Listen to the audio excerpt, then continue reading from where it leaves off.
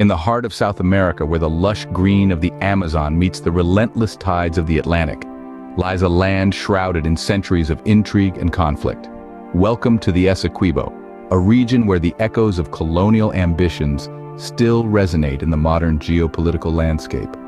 Today, we unravel the complex tapestry of Essequibo's history, its colonial past, and the enduring dispute between Venezuela and Guyana.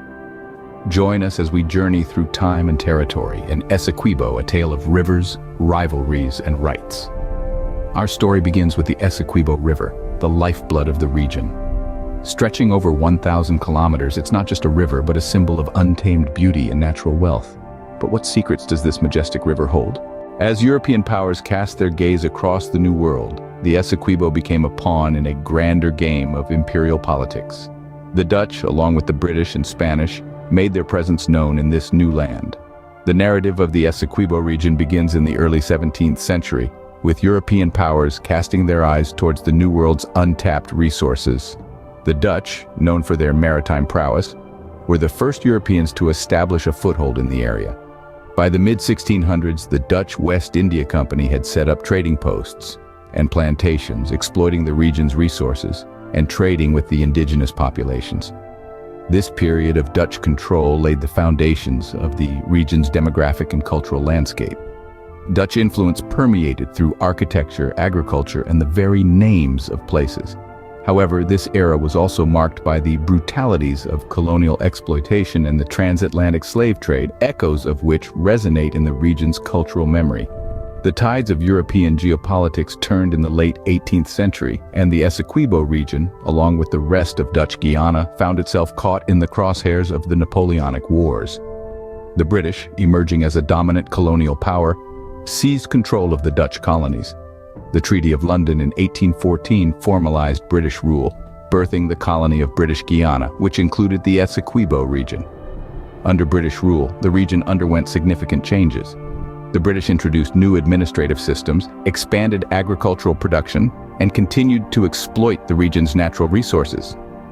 The colonial period was marked by the harsh realities of plantation life, the struggle of enslaved and indentured laborers, and the slow shaping of a uniquely Guyanese identity. Emerging territorial disputes with Venezuela soon disrupted British control. In the late 19th century, Venezuela laid claim to a vast portion of the Essequibo region, citing historical entitlements rooted in Spanish colonial claims. This dispute was a bilateral issue and a reflection of broader trends in Latin American history, where newly independent nations grappled with colonial borders that often ignored geographical and cultural realities. The contentious nature of this dispute led to international intervention. In a landmark decision in 1899, an international tribunal in Paris ruled predominantly in favor of British Guiana, setting the border much as it is today. However, far from settling the dispute, this ruling became another chapter in the long saga. In the 20th century, Venezuela denounced the Paris decision as invalid, alleging that it was influenced by imperialist interests. The shadow of the Essequibo dispute extended into the era of independence. Guyana, emerging as an independent nation in 1966, inherited this unresolved territorial issue. Despite various diplomatic efforts and international mediation attempts, the dispute remains a thorn in Guyanese-Venezuelan relations. It also underscores a broader theme in post-colonial Latin America, the struggle to overcome the divisive legacy of colonial borders. Venezuela's renewed interest in the Essequibo region coincides with Guyana's ascent as an emerging oil powerhouse. In recent years, significant offshore oil discoveries have transformed Guyana's economic landscape, promising prosperity in a nation where it has been a rarity. The lure of these newfound resources is palpable for Venezuela, reeling under the weight of economic sanctions, hyperinflation, and political instability. However, it's not just economic desperation driving Venezuela's actions. There is a potent mix of nationalism and historical grievances at play.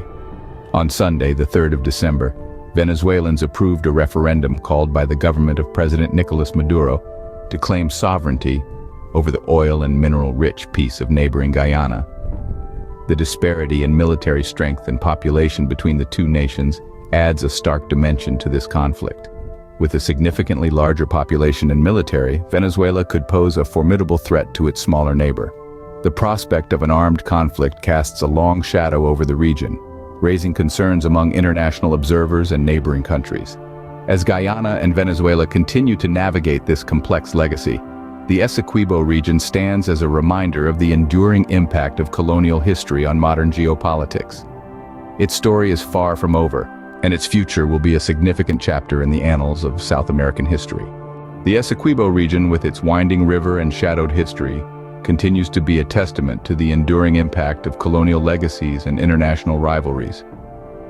As we close this chapter of our journey, the story of Essequibo remains an open book, its pages still being written by the hands of history and the aspirations of its people.